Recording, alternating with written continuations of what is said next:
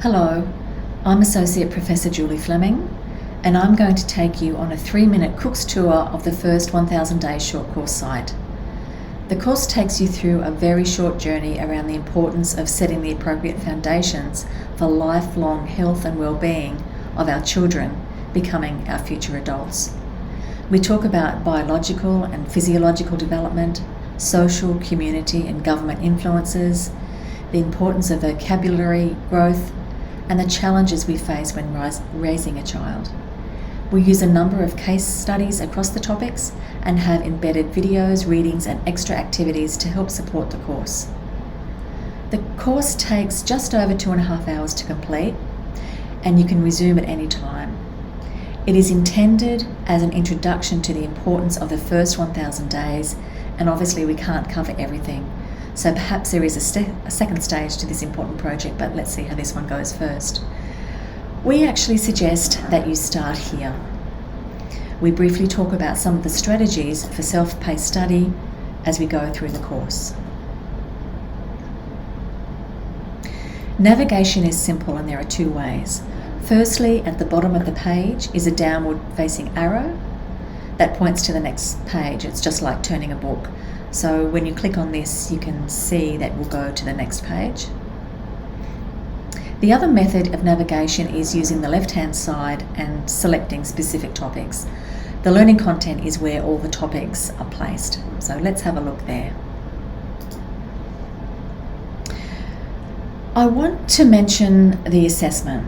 So in order to complete the course and receive a digital badge, we've asked that you read and review all the content, because at the end of the course is a 10-question, very simple multiple choice quiz, and we expect a 90% pass mark on that.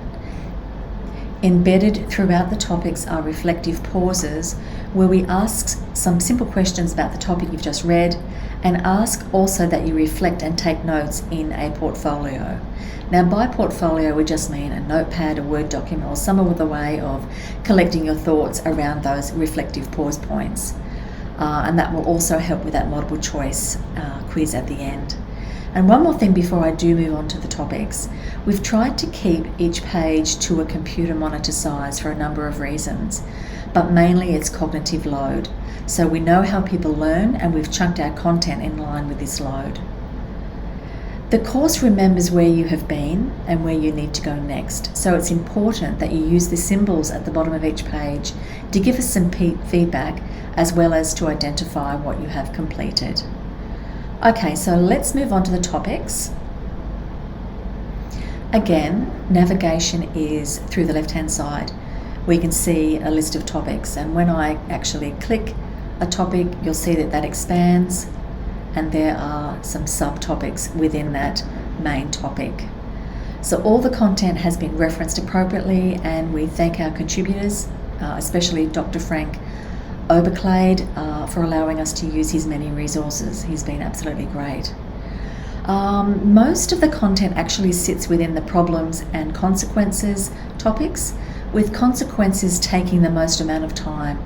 And look, this is because we're trying to relate to what people understand and what they've heard and what they've experienced in their lives. So let me now take you through the problems topic, and I'll be quiet while I'll flick through the content and give you an idea of what each topic looks like.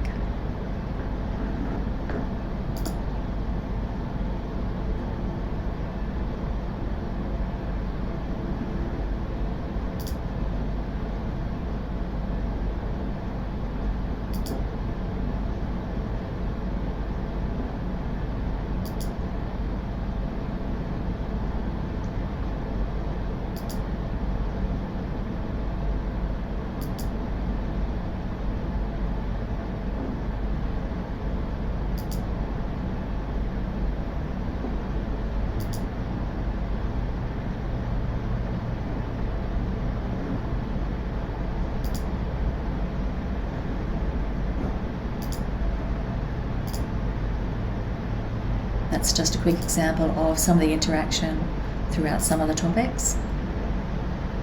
An example of an embedded video, and then a reflective pause as well.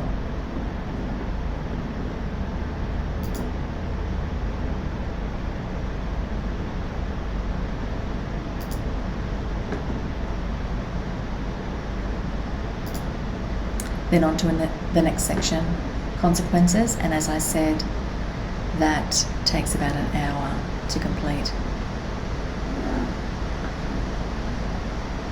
So I hope that very quick Cook's Tour gives you an understanding about how we've actually designed the course and the topics that we thought were important to include. And I hope you enjoy when you get access.